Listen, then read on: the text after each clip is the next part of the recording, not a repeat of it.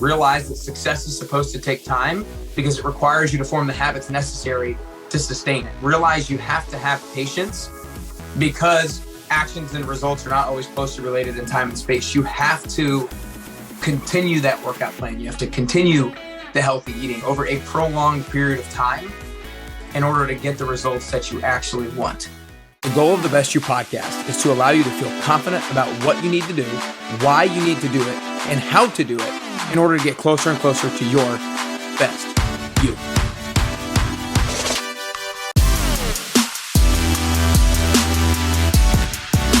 Yeah, absolutely. I think this is a good segue into some of the things I want to talk about with you, which is, kind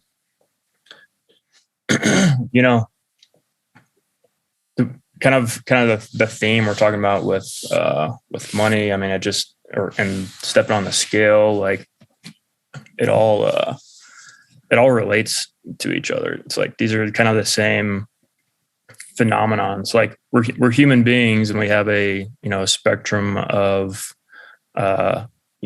behavior basically. And when you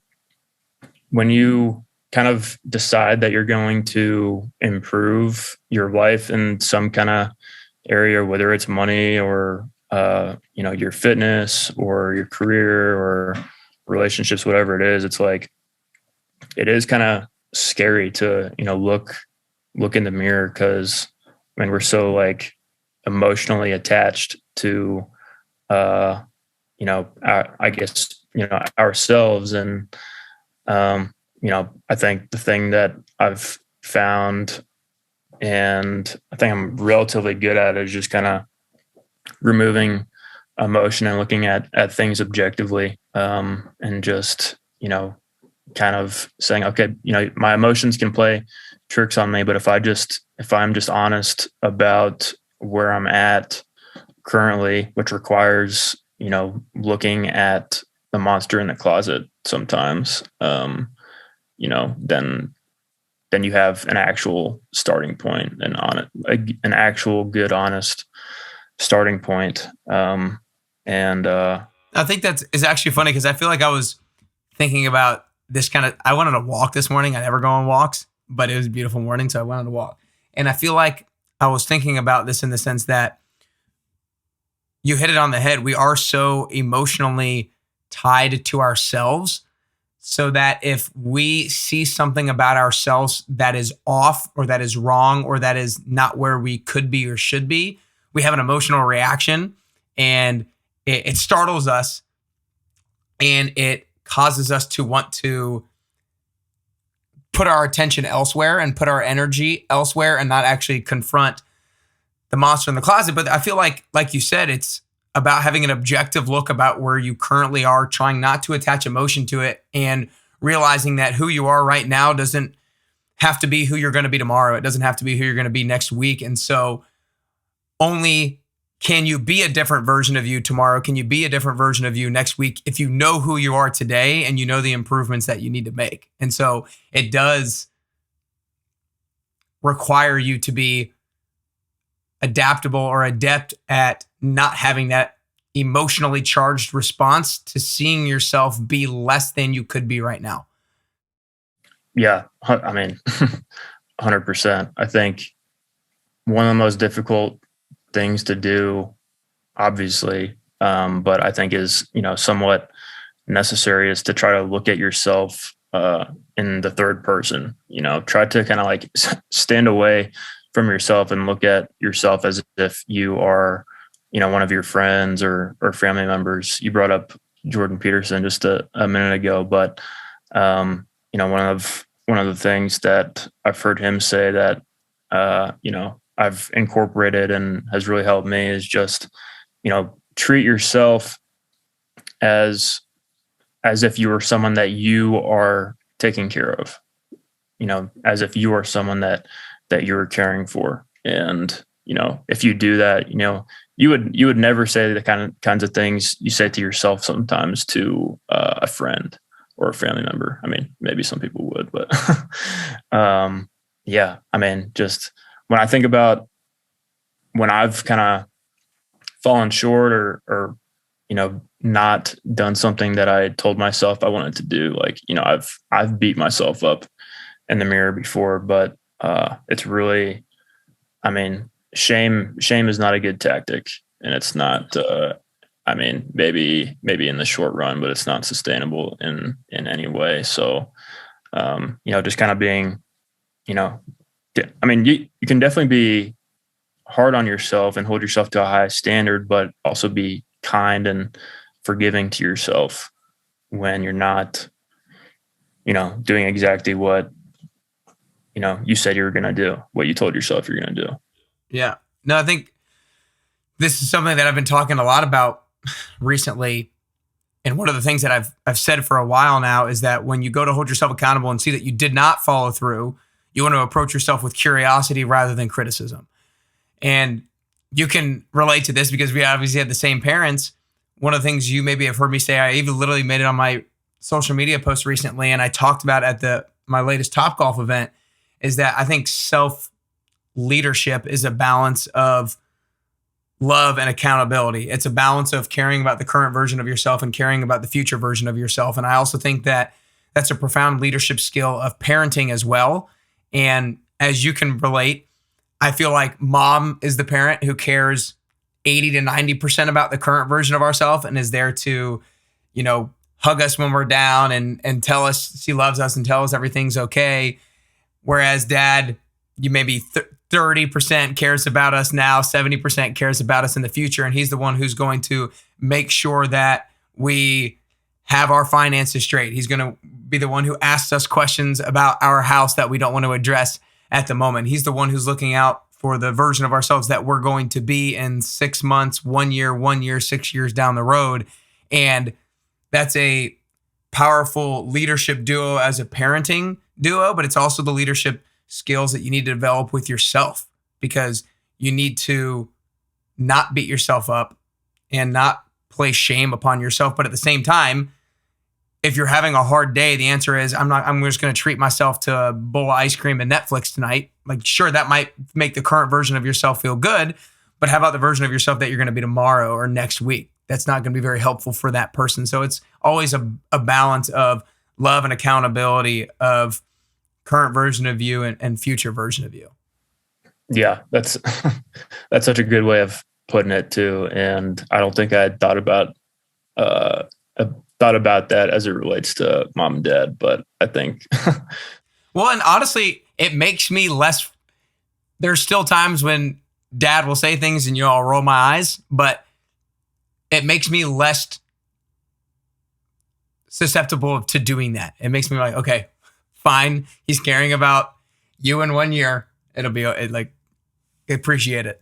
Right. Cause you also have the benefit of hindsight. You're glad that he made you do things that you didn't want to do at the time, right. But, I think an important thing another thing that I've been trying to get better at recently, cause I'm definitely more, on the dad scale, like really focused on the future. Sometimes I'm, not here in the present, better than anybody, my famous, zoning outs.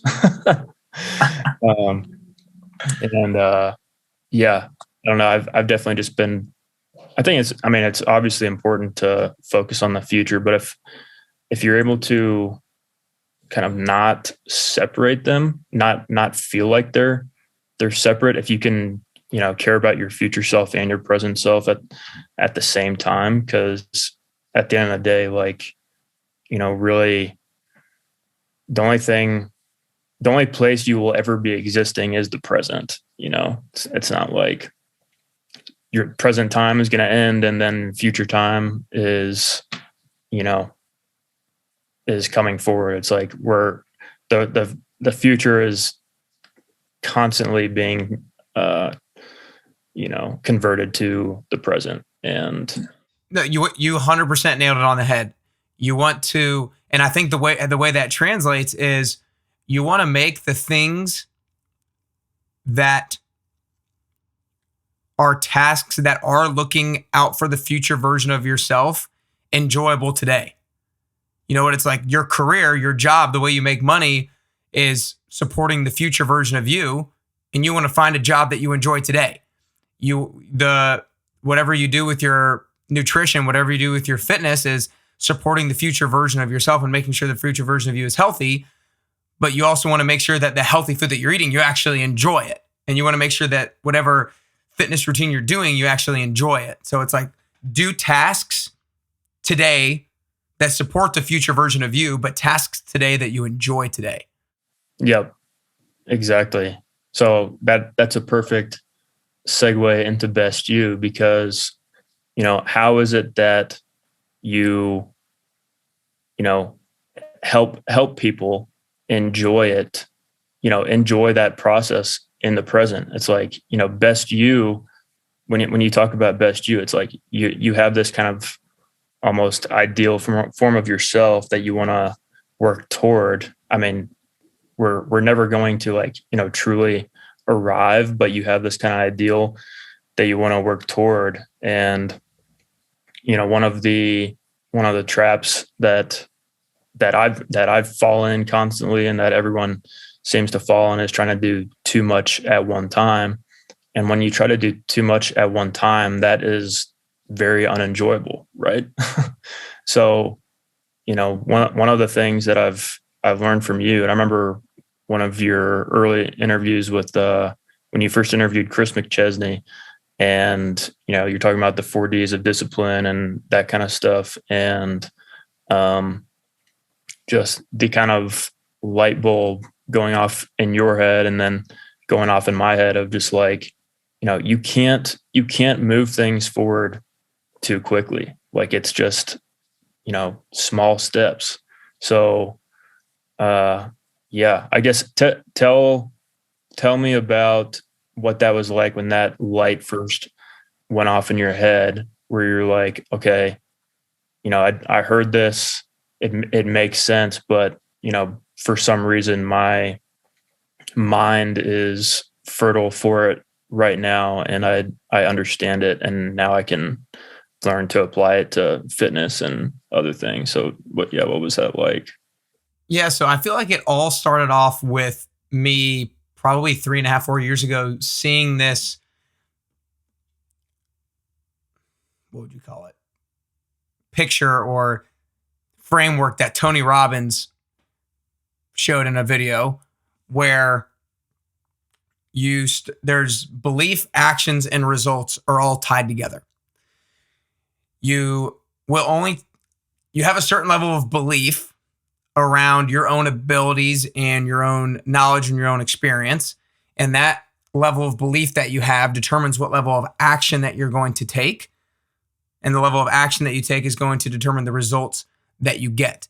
And therefore, the results that you get are going to fuel your beliefs. So for example, to translate it to weight loss, if you will, if you believe that a diet or a fitness plan is going to get you the desired result of losing 10 pounds, you're likely to take action.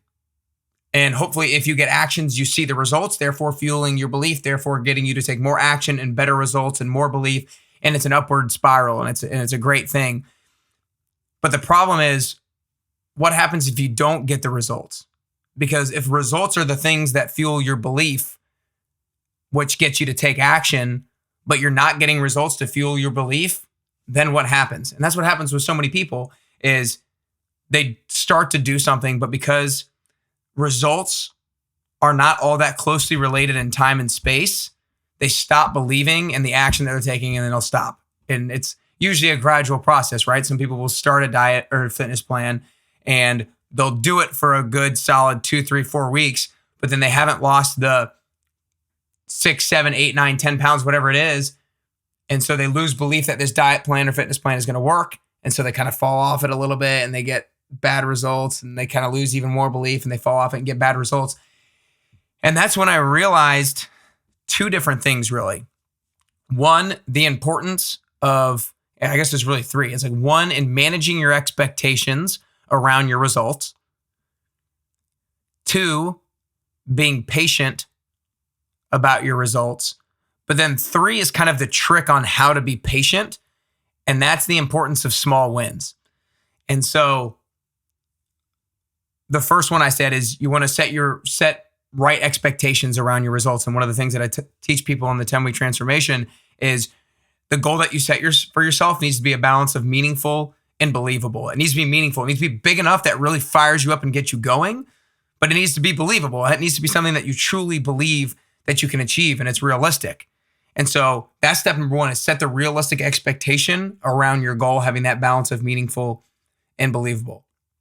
Second one is realize that success is supposed to take time because it requires you to form the habits necessary to sustain it. Realize you have to have patience because actions and results are not always closely related in time and space. You have to continue that workout plan. You have to continue the healthy eating over a prolonged period of time in order to get the results that you actually want. And then that last part is the small wins. The only way you can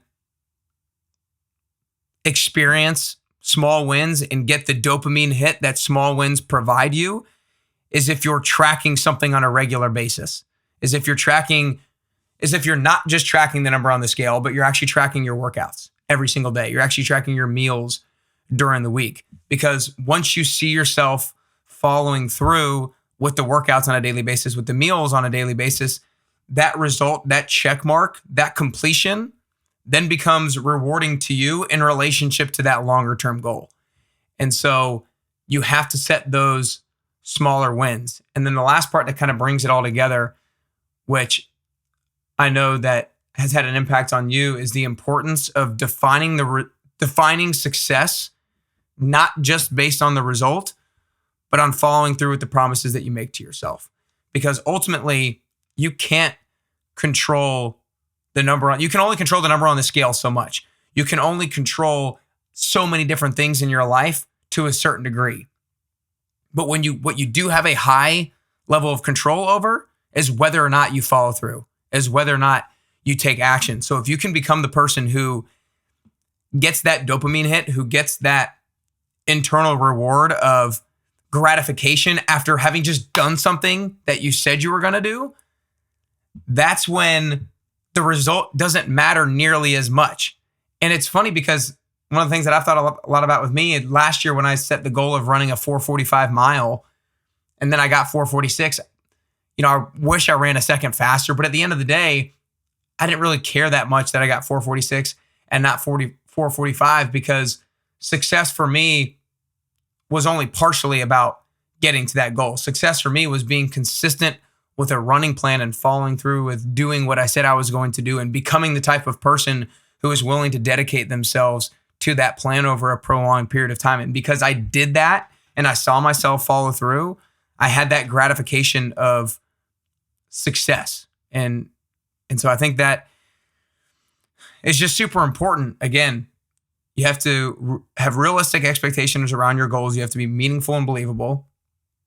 Then you have to have patience, because actions and results are not always closely related in time and space. You have to lay out small wins for yourself and actually write them down to enable yourself to experience them, to actually have the tangible evidence of the small wins. And then overarching all of that is you only want to define a part of your success based off of the results that you realize. The other bigger portion of success needs to be defined as you following through with the promises that you make to yourself.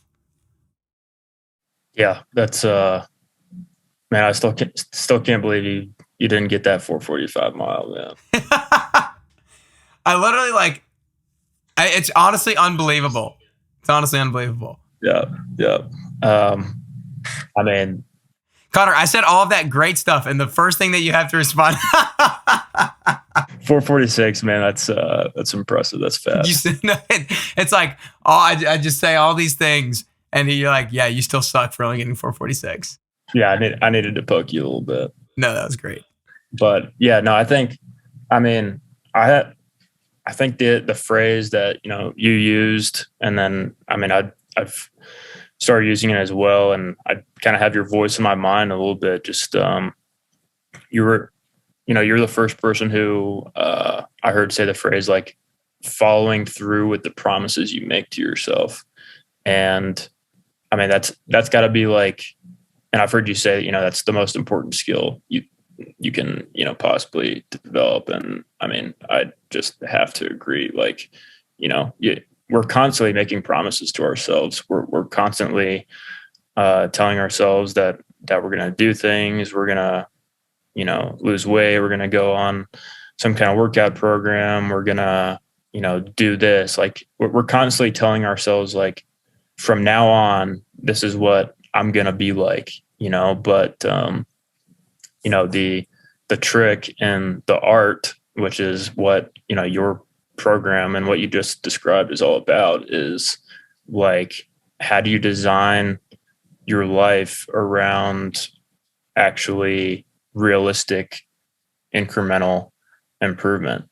And that's like that. I mean, that's got to be the toughest part, when you're trying to decide, okay, what do I do next? Like most of the time you try to bite off this massive, you try to take this massive bite, but it's like, no. And then the other part of that, which you also just described, is like building the habit of following through with the promises you make to yourself.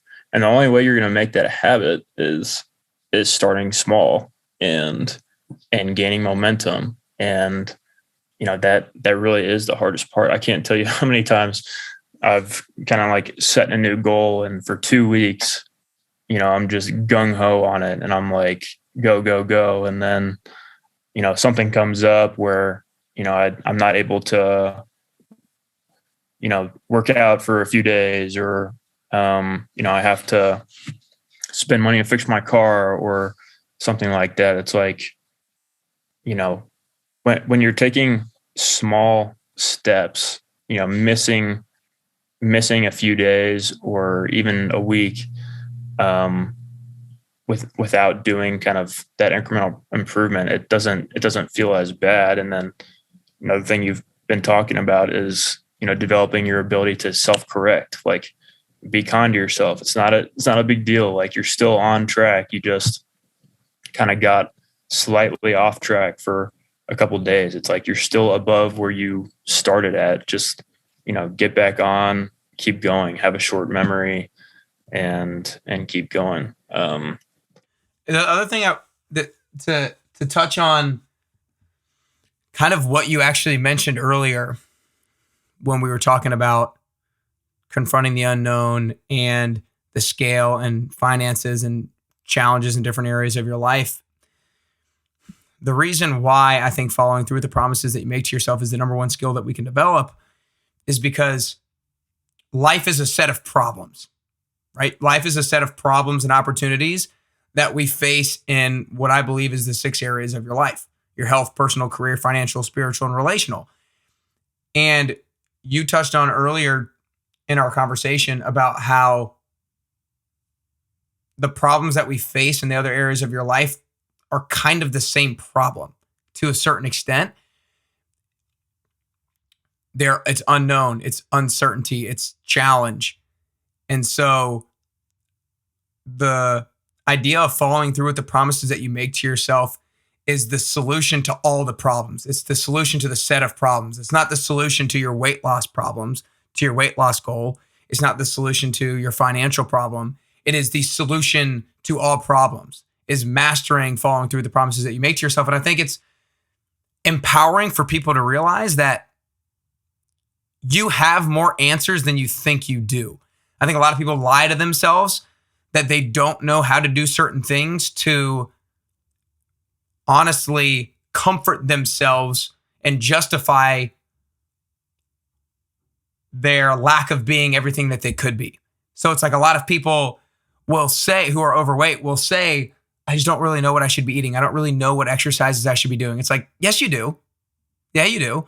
Okay, maybe you don't have as high level of knowledge as I do about maybe fitness or nutrition, or that somebody else does about fitness or nutrition, but like, you shouldn't stuff your face with pizza. You should eat more fruits and vegetables. You know that you need to go a little bit more exercise. You know that you probably need to drink a little bit more water and not as much soda or as much alcohol, right? Like, people will lie to themselves that they don't know what to do to justify the problem that they're currently experiencing.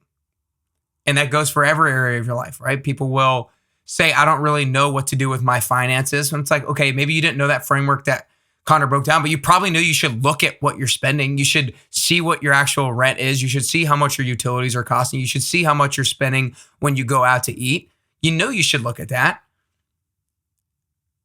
but you're still not doing it. And so that's where it's like, okay, if following through the promise that you make to yourself is the solution to all problems, but you need to do it consistently, that's why you have to start small in all of them. You can't magnify the issue and all the problems and think you have to go to the extreme.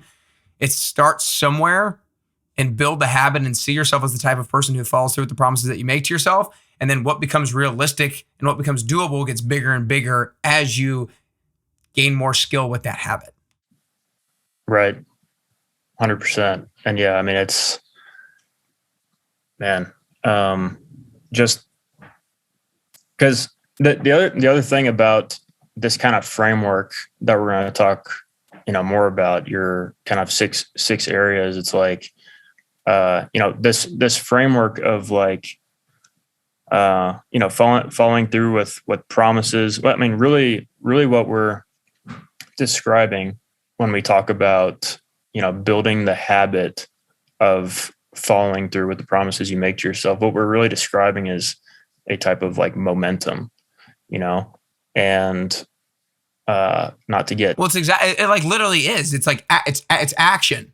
Yeah. It's action, and not to get too, heady or, ephemeral, but, like, I think this thing is so powerful because it's actually it's a concept that applies like across space and time. Like the law of momentum is like, or momentum is a law of physics. Like, and we have sayings like snowball effect, which is just talking about momentum. Like snowball starts at the top of a hill or top of a mountain, and it starts, going downhill. And at first it goes slowly, but then it, builds up momentum. It gets bigger as it collects more snow, that type of thing. And then, by the time it gets to the bottom, it's going super fast and it's super big. It's just it's a law of physics. And, I think in a way, like gravity is something that you can apply that to. It's yeah, I mean, it's definitely, I feel like that's kind of a spiritual type of topic, because I really do believe that to be the case. But yeah, so I guess let's talk about your kind of most recent updated framework that you're teaching. And you kind of decided to break out your life into 6 different areas, and then within each of those areas you're basically talking about, okay, you don't want to neglect any of them. It's like, yeah, you want to focus more on one at one time, but you can't neglect the other ones, because you don't want, if you're focusing on, your body or your health, like you don't want your relationships to go to shit. So I guess first tell me how you decided to split it into 6 different areas, because I mean, some people might, technically add more areas. Some might, combine something like career and money type of thing. Like, yeah, just kind of go through why you felt that these were kind of the 6 pillars that you needed to kind of start teaching about. Yeah.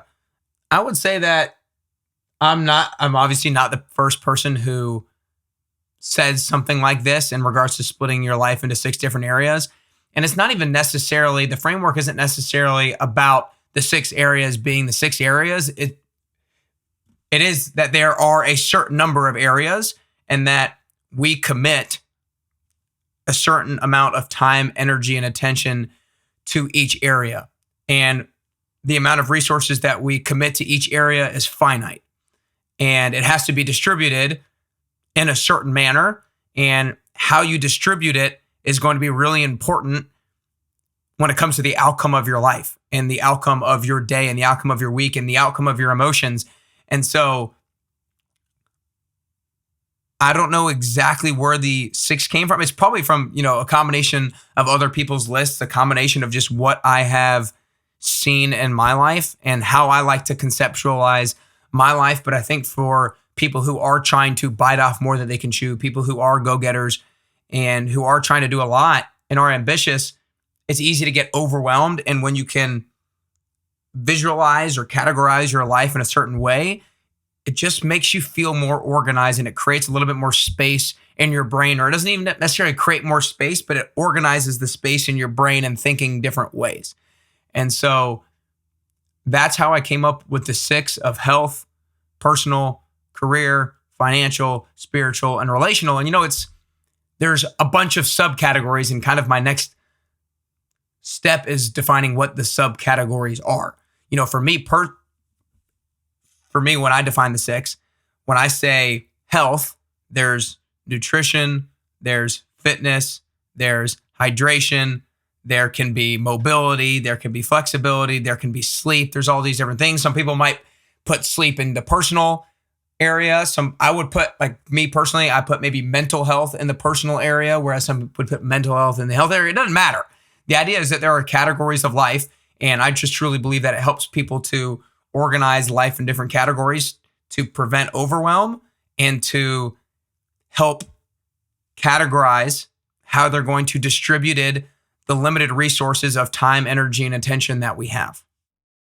Yeah, that makes sense. It's kind of a framework that you've found that works for you and has worked for a lot of your clients. And I mean, there's tons of different frameworks out there that people can follow for, self-improvement, but this is the one that you've chosen. It works for you. And yeah, it's really just about a framework, I guess, of, splitting it out so you can organize it and track it. And like you said, not feel overwhelmed about, all the things you're trying to do. Yeah. And I think the way that, I don't want to go too terribly long, so I think the way that I might finish it is, it's the 6 areas or the framework, but the framework is less about the 6 areas and more about managing and spiking, because there are so many people, it's very common to people feel like they don't have balance in their life. They don't have work-life balance. They don't have balance in their relationships, whatever it is. They feel like they lack balance. And so it's important to define what actually balance means for you. And I think if people interpret balance in the wrong way, I think a lot of people think I just need to spend equal amount of time in these areas, where it's like, no, like you're not going to be able to spend equal amount of time in all of these areas. It needs to be a sufficient amount of time for you. And so I truly believe that it's important for us to be managing all areas of our life at any given point in time, but be spiking in one area. And when I say spike, it means that you're distributing more time, energy, and attention to that particular area because you feel like at this point in your life, you want to grow the most in that area. You want to develop, you want to set a big goal in that particular area of your life. So that's where you're going to distribute more time, energy, and attention towards. But while you're doing that, you can't let these other areas of your life go to crap, because if they do, it might not cut the rug out from under you today or tomorrow or next year or in 5 years from now, but at some point, it probably will. At some point, things are going to turn out less than ideal for you because of your neglect of time, energy, and attention in a particular area, whether that is a relationship gone wrong, whether that's your health gone wrong, whether that's your finances gone wrong, whatever it is. The duration of neglect of time, energy, and attention to an area will be directly correlated to the size of the issue that you experience down the road. And so to me, it's really helpful to realize that right now, at the time of we're recording this, I am spiking in what I'm calling my personal area of my life, where I'm developing my nutrition expertise by doing a lot of reading and listening to podcasting. and I'm dedicating more time, energy, and attention to that area than I would otherwise dedicate. But I'm still trying to make sure I'm taking care of the other areas. And it's not like I'm dedicating the most time necessarily to the nutrition, because there's still most of my time going to career. But a lot of that stuff during in the career is going to get done anyways. It's like you want to choose an area to spike in that would not get done without extra focus, time, energy, and attention. Yeah, that's yeah. I really like this idea of spiking, because there have been a lot of times where I've tried to pick like multiple areas. Everybody does. Where I've been like quote unquote trying to spike, but this you use the term balance before, and like balance is such a kind of hot word. People use the term work-life balance type of thing all the time. But in a way, I mean, you can achieve some balance, but in a way, the concept of balance is fake. Right. And I feel like kind of my street term of describing what you just described about, maintaining versus spiking is like, you have to accept that you're going to have to try to be strategically off balance. 100%. 100%. It's sorry, just give me 1 second here. I was checking my battery. Exactly. It depends on what you define as balance. And I truly believe that the definition of balance should be different for every single person. But I think balance for me is feeling like I am dedicating sufficient time, energy, and attention to all the areas so that it's a foundation for which I can build on. Meaning, if I'm really solid in all these areas, I have a strong foundation in which to really challenge myself in a different area and really get out of my comfort zone. So that if I do challenge myself and really get out of my comfort zone and I fail or I screw up or something goes horribly wrong, I have that foundation to fall back on. If you have a foundation of all those areas of your life and you really want to stretch yourself in your health, meaning maybe you go for a competition. Let's say somebody does an ultra marathon and they get injured, ill, something happens and cuts the rug out from under them for 6 weeks where they can't do something. If you don't have your finances in order, you're going to stress a whole lot more about your job, or you might be in a bad place because you can't do your job because you're now sick or hurt. If you don't have your relationships in order, you could be in a bad mental place because you're not going to have that support system to help you through that difficult time. And so I think that managing is a foundation for which to build on to then help you if something goes wrong, but it's also the foundation for if something does just go wrong out of chance, right? So like, I think there's 2 levels of discomfort, or 2 ways to experience discomfort: willingly or unwillingly. Meaning willingly that you decide that you're going to go get uncomfortable, unwillingly like something happens to you, whether that's COVID, whether that is whatever it is, right? Something actually happens to you. And so if something happens to you, your house gets burnt down or knocked over by a tornado, if you have that foundation built, you're going to have, not that it's going to be easy to experience that, but it's going to be 10 times easier than if you didn't have that strong foundation. So I think that, again, the purpose of managing is a lot of different things, but I think it's the foundation for which to build on to catch you if you fall down, but it's the foundation to support you also when something like life happens, when something invariably bad luck happens to you. Yeah, it's such a good, way to kind of put it into an image, of kind of understanding the framework and the why of the framework. So, we've talked mostly like conceptual about the framework. I think, a lot of times where people struggle is moving, conceptual to practical, right? So give us a window into how, Nick Carrier manages his own framework. Like, you're spiking in personal and specifically nutrition right now. But, there's only so many hours in a day and there's only so many days in a week. Like, are the other, how are you managing the other 5 areas? I mean, are you looking at each area every day? Are you doing something in each area every day? Or you look at it more in like I need to do these things over this week or this month? Just, kind of walk us through your, the practicality of it, how you manage it. Cause, managing 6 different areas can sound overwhelming, but the reality is like, you might only have to spend 30 minutes or 45 minutes on, one of those maintaining areas in a week. We'll be back to the interview in just a second. But first, I wanted to share a quick testimonial from a past participant of the 10-week transformation program. I started running the 10WT in the beginning of 2020 and have had over 150 people and counting go through it. And they've seen amazing results both inside and out. If you're inspired to join after listening to the testimonial, then go to nickcarrier.com to learn more. We'll get back to the episode in just a minute, but first, here's what they had to say.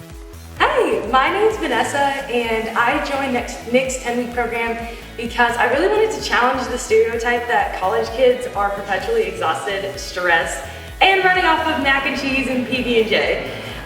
Since joining Nick's 10-week program, I have had the goal of just incorporating more consistent exercise and working out 4 to 5 times a week.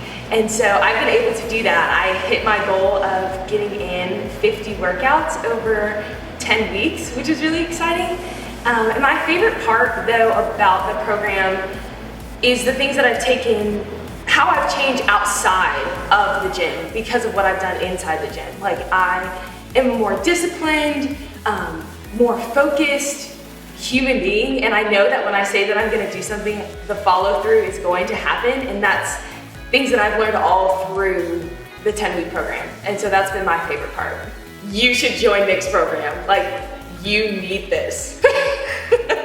I'm glad that you brought it up. So try to run through it pretty quickly. When we were at Christmas, I started doing this. I conceptualized 2022 into the 4 different quarters that it is. Q1 being January through March and every 3 months. And so I decided for Q1 which area of my life I wanted to spike in, and that was where personal with nutrition expertise. And so I defined what that looked like with regards to reading 9 different books and listening to 13 different podcasts. And so that was spiking for me. So I defined that at the beginning of the year. And then to stay on the macro level, I defined what managing the different areas of my life, the other 5 areas, actually meant. And I could have just pulled it up, but it's like working out X number of times a week, essentially. I'm not tracking my nutrition because I feel like I already have solid habits there. And so if I ever felt like my habits diminished to the point where they required tracking again, then I would do so. But it was really about tracking the number of workouts and specifically runs with my half marathon training. And then with relationships, it was an all transparency going on a certain number of dates, and then making sure that I also followed up with 3 college friends at least 2 times during the 3 months. And then it was trying to schedule a golf trip with my college buddies. I haven't done that yet, but I've been working on it. It's getting here towards the end of the quarter. But with relationships, it was scheduling a golf trip. So that's what relationships look like. For spiritual, throughout Q1, it was literally do my Bible app every single day for the 90 days. And it was also listen to YouTube Church 1 time a week. So I'll stop with those areas, and then I'll take it to the smaller scale with regards to my week. I have a journal here that I write down the 6 different. Real quick. So you're splitting these up into quarters, right? So 3-month periods. It's not for the whole year. It's just you've found that a quarter is more of a bite-sized chunk that is manageable, and you can, define what a quarter looks like. Yeah, it's often people who are Best You members will ask me, how long should I spike in a particular area of my life? And that's completely up to you. What I do say for them with regards to guidelines and something to think about is you want to spike for long enough in an area to where you have the ability to achieve meaningful results, but probably not too long in the same area or too long on the same thing in that area to the point where you lose engagement with it and you get bored with it. And so whatever that balance is for you of the period of time that you do it, then go for it. But even if it's spiking in the same area of your life for an entire year, or for an entire 2 years, or an entire 3 years, I would recommend that you change how you define spiking. If you're spiking in your career in quarter number 1, probably needs to look a little bit different than spiking your career in quarter number 2. Hopefully, it should look different if you are actually progressing.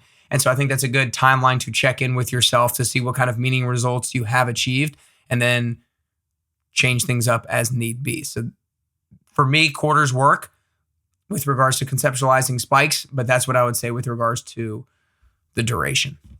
Yeah, that makes sense. All right, I interrupted you. Tell me more about your what you do in your journal for the day to day. Yeah, and I feel like this might have to be the last thing, just because I think I'm down to 20%. I don't want to lose this file. So with my week, again, I have this journal that I write down literally the 6 different areas: health, personal, career, financial, spiritual, relational. And then I have some subcategories like podcast and then other. And so I define what success looks like in each of those areas for me each week. For this area in my health, it's to do 4 workouts, being lifting wise, and then 2 runs. Personally, reading 7 times a week for an hour, and then listening to my week 9 podcast and notes. And so I'll spiritually, since I mentioned that at a macro level, it's listen to or open up my Bible app and do it 7 times, and then listen to 1 YouTube church. And so it's essentially at the beginning of every single week, I'll go back to look at, okay, what did I have planned for this quarter? What have I done? What have I not done yet? And what of it do I need to be doing this particular week? And it sounds like it's a lot of work, but it's really not, because most things, or a lot of things from week to week, are just repeats. With the workouts, with the health, it's always been 4 workouts and 2 runs for a long time. With the spiritual, it's been 7 times with the app, 1 time with church. With personal, it's been 7 times for an hour. It's repeat things often. With career, is a little bit more variable. But you want to be touching / managing each area every week, in my opinion. Not necessarily every single day, but each week. Because I think, at least for my days, so much of it is consumed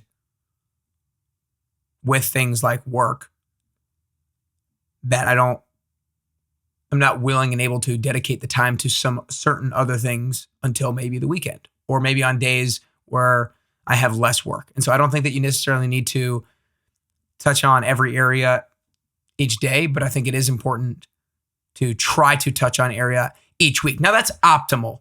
There's going to be weeks where people completely forget about things, but you just want to try not to neglect one area of your life for too long.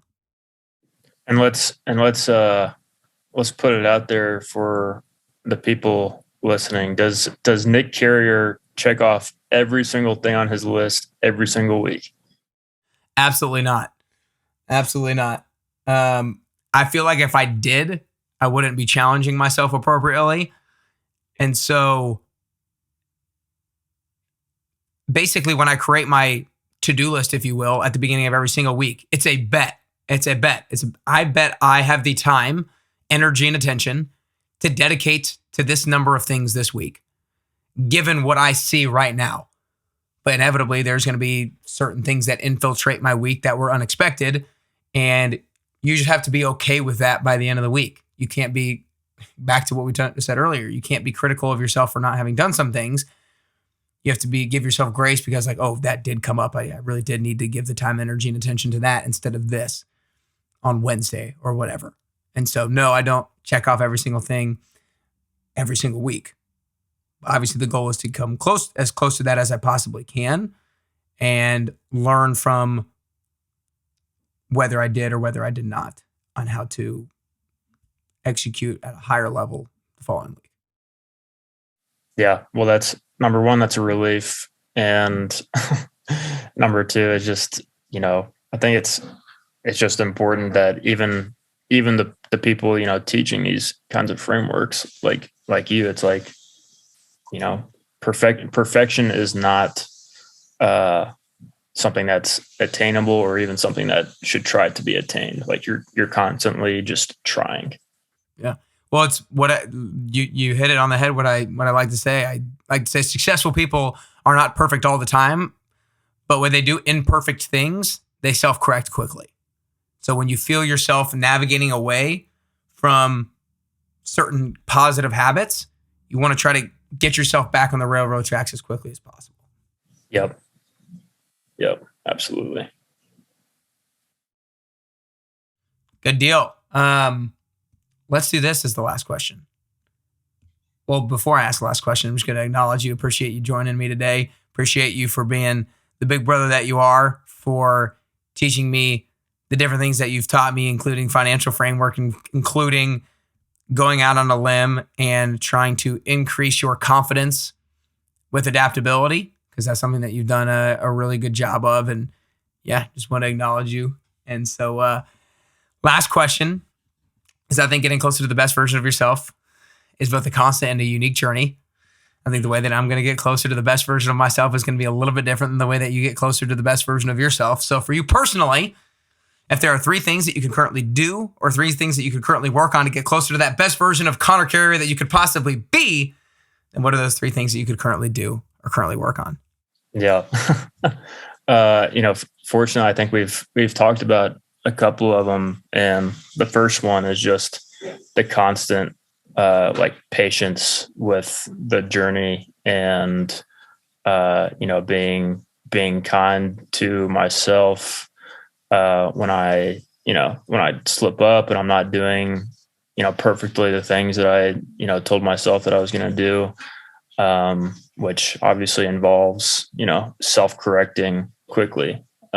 So yeah, just kind of, having patience and understanding that, if you do good things often enough and well enough, like I'm going to get where I want to be. So that's the first one. The second one is much more practical, which is, just getting better sleep. I typically get, like, hours wise, I typically get sufficient, but it's kind of all over the place in terms of when I go to bed, sometimes when I wake up. So I'm trying to develop more of a steady sleep schedule, try to go to bed around the same time, wake up around the same time. And one of the things involved in that is just putting my phone away earlier in the night and, not bringing it to bed, that type of thing. And then, the third one is essentially how you always open up this question, which is, we're all different. We're all unique people, and we're all kind of on our own paths. And your Nick's version, or his path, his journey is going to be different than mine. So I think just the constant reminder that, I'm on Connor's path. I'm not on anybody else's path.